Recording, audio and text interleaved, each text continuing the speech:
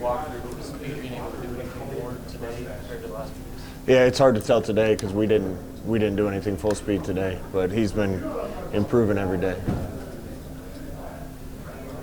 How do you like the today and the whole week? How it's going? It's been getting better every day this week. A lot of things changing and shifting on us. Thought Monday and Tuesday were okay. It got way better Wednesday, and it was dialed in today. So I feel good about where we are.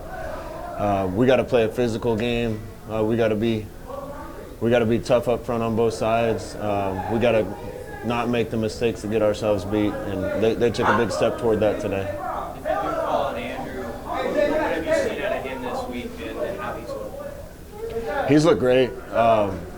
He looked really good when he came in. That was a tough situation he came into the other day, and he operated well. He got us down through a pass that probably should have won us the game, and then got us down in striking distance to win the game again a second time. So if it's him, we're gonna run our offense. And when he's had his opportunities, looked really good.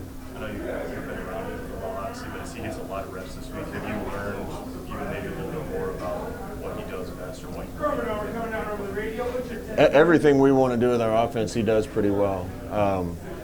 The key for him, I think, is getting reps. When he was getting equal reps to the other two guys in camp, he was right in the mix with those guys. It's a shame we weren't able to get him more reps through the end of camp and everything, but with added reps this week, he was reminding me why he was at least in the conversation at the beginning of camp and through spring ball. With special teams, Javon said the other day it was just some little detail items here and there. Is that kind of what you saw when you look back at some of the flags and stuff that happened in that game? Yeah, little detail items in every phase of our game, trying to get guys to understand that little things lead to big things. Those little things, if it's one of them, aren't that big a deal, but when you make that many little mistakes, you take away any one of them, and that last game is probably different. So hopefully our guys have learned their lesson about that. We can't have penalties on special teams. We got to have better starting field position. You talked to you guys this week about, the team coming in being the underdog and putting the target on your guys' back, or they seem to understand that. No, we've been talking to them about it. Every game matters. For us, we're going to approach every game the same. But I've coached at a place like this, and when you go play a game like this, it's like the Super Bowl for them.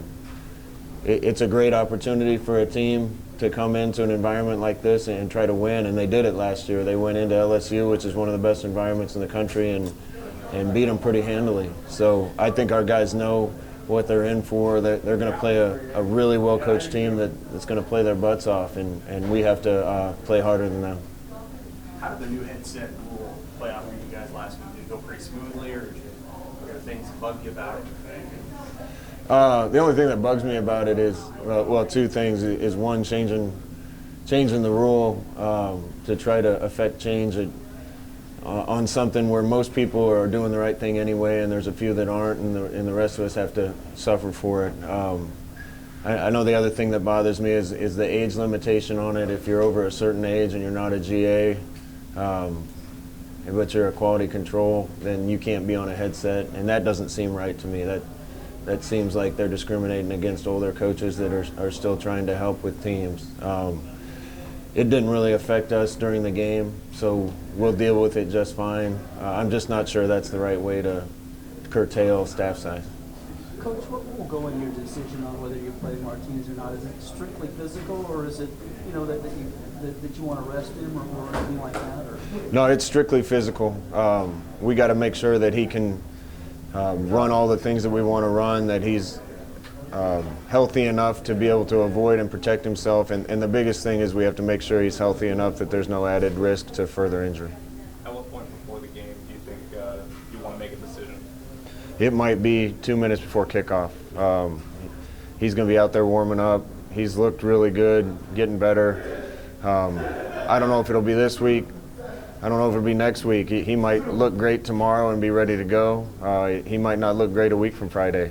I feel really good about where he is right now, considering how bad the play looked. But it's just day to day. Speaking specifically about the walkthrough today, how much did having a game under their belts help them with kind of going through the process of that walkthrough? It helps a ton. You know, it was just unfortunate this team didn't get to play 2 weeks ago. We're kind of a week behind. But listen, those things happen. This is my third year in a row, as I said, dealing with a cancellation, and we're going to do the best we can to get our team right no matter what the circumstances. Troy was saying you guys put a little extra emphasis on ball security drills this week to try to cut back on the fumbles. How'd you like the way the guys responded? Yeah, it's hard to say we put more emphasis on it because we've been emphasizing it a lot, but sometimes kids don't really believe you how important something is until they see it happen. And I think the whole team now understands that, among other things, coughing 2 balls up is part of what got us beat. No, it's not just your decision, but has there been progress on finding a 12th game, and do you have a preference at this point on October versus December? You know, I don't want to schedule a game for December because I think we're going to have a chance to be in the championship game. And scheduling a game in December, I don't want our kids thinking we're not going to be in the championship. We need to be in the championship game. So that leaves us October. It's not ideal to play 12 straight weeks. They don't really do that in the NFL. But if that's the hand we're dealt, so be it. These kids have practiced hard enough and worked hard enough. They deserve to have a full slate of games in 12 games. So administration's dealing with that, and we'll play whoever they line up for us. I know there's been a lot of people that have talked about it. I wanted to get your thought. I mean, would you consider with UCF sharing bye week? Is that something that your staff would feel comfortable with? We'll play whoever they get us to play. I know UCF doesn't have a true bye week. It's a short week the next week. The hardest part for me is that if anybody on either team got hurt or anything bad happened to any kid on either team, I'd be brokenhearted.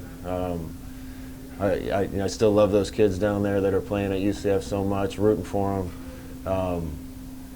It'd be a great game. I think it'd be an evenly matched game of 2 really good teams. But personally, I'd cringe a little when our defensive end hit their quarterback, and that's not how you want to go into a game.